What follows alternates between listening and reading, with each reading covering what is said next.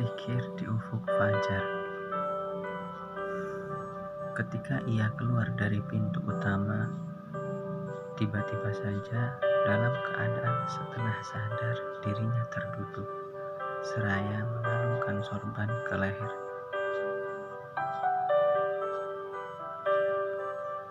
Matanya kosong menatap arah ufuk.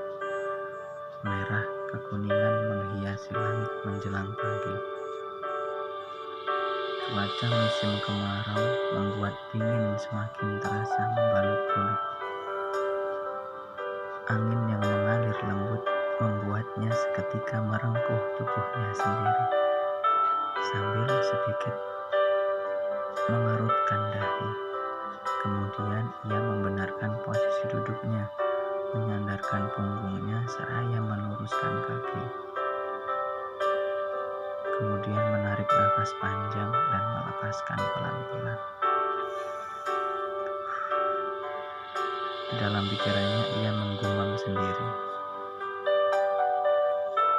Wahai cinta, haruskah aku menyerah? Aku tahu kau tumbuh dalam lembah yang sunyi, menjelajah ke setiap arah, singgah membuat kisah, menghampiri tanpa permisi siapapun yang kau kehendaki. Itulah kau yang sepatutnya ku nikmati tanpa perlu bernarasi. Sungguh aku begitu memahami bahwa semua adalah takdir darimu Tuhan. Namun terkadang aku merasa begitu berat dalam menjalani penantian ini. Setiap rindu yang terus mendera jiwa membuatku resah tanpa arah. Rindu yang seringkali aku titipkan pada desir angin malam, luput dalam gelap yang pekat. Tak ada lagi yang memperdulikan rinduku, selain kau, wahai sang pencipta rasa rindu. Lewat rintihan doa-doaku, aku panjatkan padamu. Jadikan aku orang yang mampu menaklukkan waktu, agar aku tidak menyerah terkikis oleh ketajamannya. Langit pada setengah pagi itu semakin menguning. Rumput hijau di halaman mulai terlihat melambai-lambai. Angin yang semakin kencang menyapu dedaunan yang berserakan, sampai sorbannya sedikit tersingkap. Tanpa melihat ke arah sorbannya, ia membukanya serta mengalungkan ke arah dada, seraya ia mendekap dirinya sendiri. Dingin yang semakin terasa di pagi itu membuat pikirannya semakin jauh mengembara. Matanya seketika terpejam. Kemudian ia mengusap muka dengan kedua tangannya, seperti usapan saat berwudu, dan ia tahan sekitar 30 detik. Saat itu bayang-bayang sang pujaan hatinya semakin nyata. Ia teringat ketika pertama kali bertemu dengan gadis yang selama ini diidam-idamkannya. Ketika ia melepas tangan dari mukanya, matanya menyapu pada sekeliling sambil menghela nafas panjang. Pandangannya berhenti pada jalan yang terletak di sebelah samping kanan masjid yang sedari tadi ia duduk di terasnya. Jalan itu adalah jalan yang dilewati oleh dirinya saat bertemu dengan seorang gadis yang membuat matanya berbinar penuh harapan. Saat itu adalah tahun ajaran baru. Dirinya naik kelas 2 MTS, sementara gadis itu adalah siswa baru yang akan masuk sekolah yang saat ini ia sekolah di dalamnya. Hal inilah yang membuatnya begitu semangat. Pagi itu, di gorong-gorong kecil samping jalan ia duduk santai. Sambil menunggu temannya keluar rumah, matanya memandang ke arah ikat pinggang dan baju, sambil sedikit merapikannya. Ketika ia masih menunduk sibuk merapikan baju, ia tidak menyadari di seberang jalan kecil berbatu itu ada yang lewat. Ia baru menyadari ketika ada suara yang memanggil, "Mbak Nadia, tunggu aku."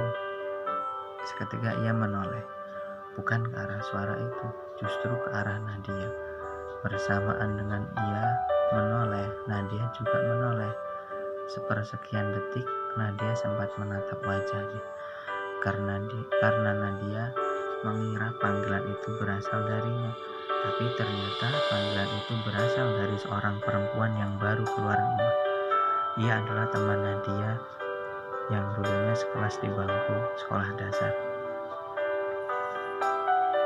Matanya berbinar, hatinya berbunga setelah ia mengetahui bahwa Nadia Sofia Ashifa, wanita yang sejak dari sekolah dasar sudah ia perhatikan itu, akan sekolah di MTS yang sama dengannya. Setibanya di sekolah, ia berpapasan dengan Nadia. Saat Nadia berjalan menuju ke arah lapangan untuk mengikuti proses MOS, sementara ia pergi ke kantin. Dari kejauhan, saat Nadia sadar akan berpapasan dengan dirinya, Nadia sudah menundukkan matanya. Begitulah ahlak seorang Nadia yang justru semakin menarik perhatiannya. "Yazid, kenapa senyum-senyum sendiri? Seperti orang gila," panggilan anak Pak Kiai, pengurus masjid dan pengurus pondok pesantren kecil dekat rumahnya itu.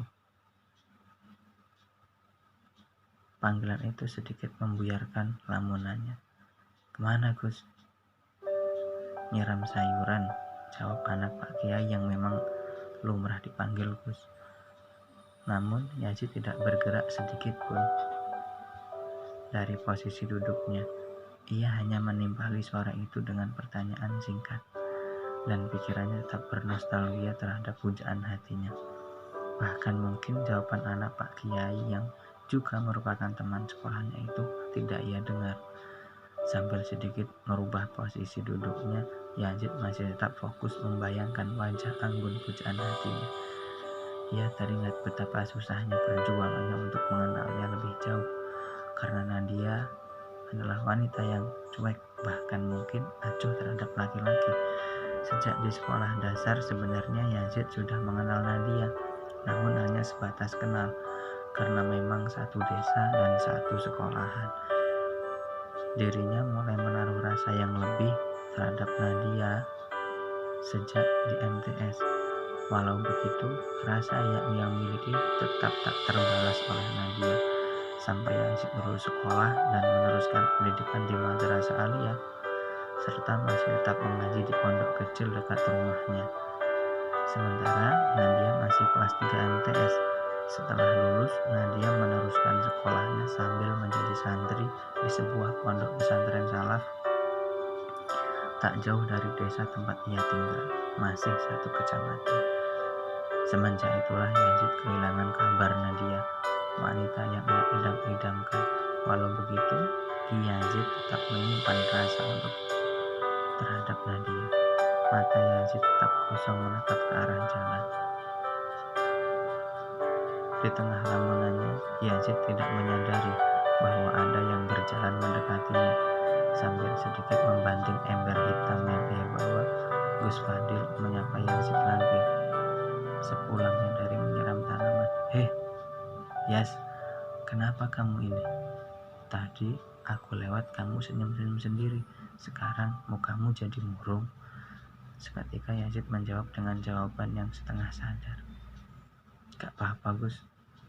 Dengan mata yang mencoba menyembunyikan, Gus Fadil tidak banyak bertanya. Ia membalas dengan ajakan mampir ke rumahnya. "Yuk mampir, ngopi," sambil jalan membawa ember di tengah kirinya. "Iya Gus, insya Allah nanti malam aku silaturahmi ke rumah. Sekalian pengen ketemu Pak Yai," jawab Yazid sambil melirik ke arah jam dinding. Jarum jam menunjukkan pukul 5:30 pagi. Langit sudah terlihat cerah, biru merona. Tidak ada awan sedikit pun karena memang musim panas telah tiba. Yazid segera berdiri melangkah menuju rumahnya yang hanya sekitar 50 meter dari halaman masjid. Belum sempat melepas sandal slop warna hitam yang ia kenakan, ia ditanya oleh ibunya yang sedang menyapu halaman samping rumah. "Dari mana, Yas?" "Baru pulang. Apa mampir tempat Pak Yai?"